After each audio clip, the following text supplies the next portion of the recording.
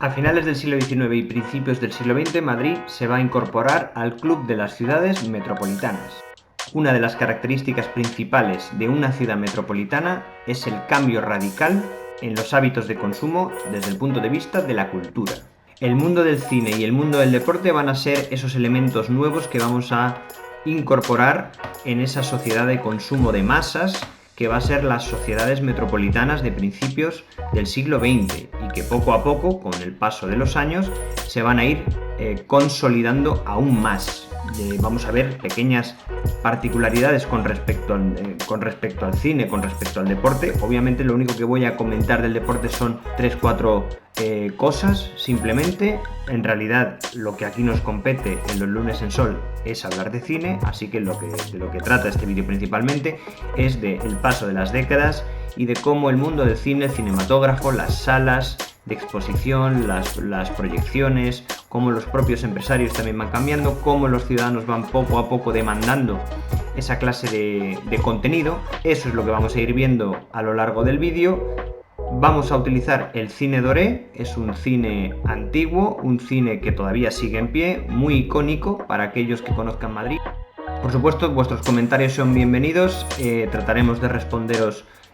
a la mayor brevedad. Bueno, entonces sin más dilación vamos a empezar a hablar del cine doré y del desarrollo de la industria cinematográfica y su implantación en la ciudad de Madrid. Comenzamos.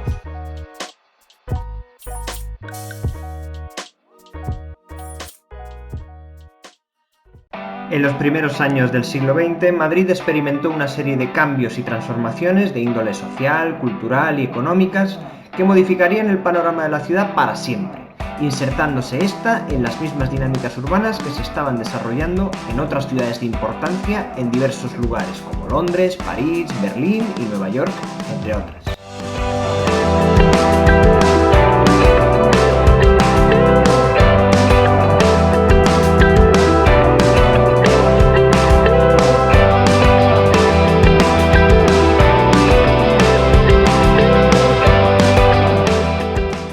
Dichos cambios supondrán el abandono definitivo de la ciudad decimonónica, que a pesar de todos los proyectos impulsados, seguía siendo víctima de un raquitismo desde el punto de vista de la idea de ciudad metropolitana del siglo XX. Pues bien,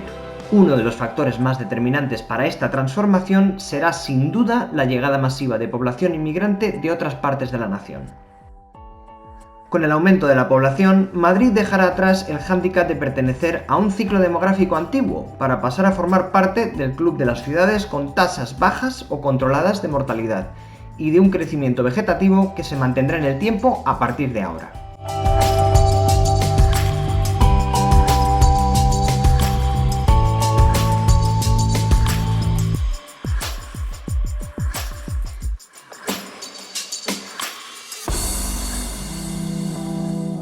Con toda esta nueva población entrante, llegarán también con ellos las demandas en los hábitos de consumo, en especial en lo que se refiere al ocio. Se producirá un notable cambio en dichas demandas, ya que las viejas reivindicaciones de consumo de ocio tradicional del Madrid del siglo pasado, tales como los toros, el teatro, las verbenas o el circo, comenzarán a ser suplantadas por otras nuevas, las cuales estaban empezando a ver la luz también en otras grandes capitales del mundo civilizado. Paulatinamente, estos nuevos entretenimientos empezarán a formar parte del día a día de la ciudadanía sin distinción de clase o condición económica.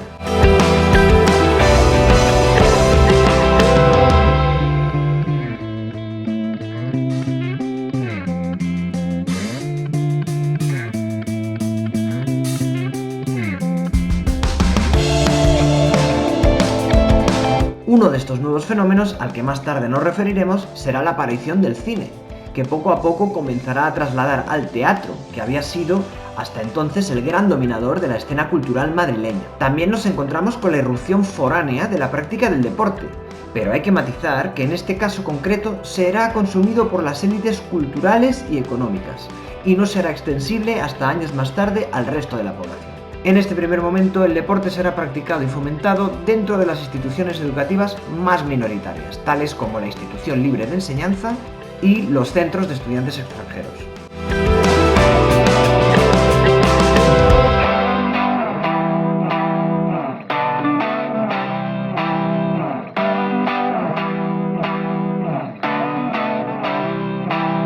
Estos centros favorecerán el establecimiento de clubes permanentes y el desarrollo de torneos deportivos con los que se pretendía que el alumnado estuviera en contacto con la naturaleza, fomentando las tesis propias de los movimientos higienistas y krausistas, movimientos los cuales se venían desarrollando ya desde finales del siglo XIX. Según nos adentramos en los primeros años del siglo XX, la práctica del deporte y su también consumo para los espectadores se hará más y más popular, fomentado por la prensa y también por la facilidad de los nuevos medios de transporte, tales como los tranvías y posteriormente el metro, los cuales permitirán a grandes cantidades de ciudadanos acercarse a los incipientes recintos deportivos.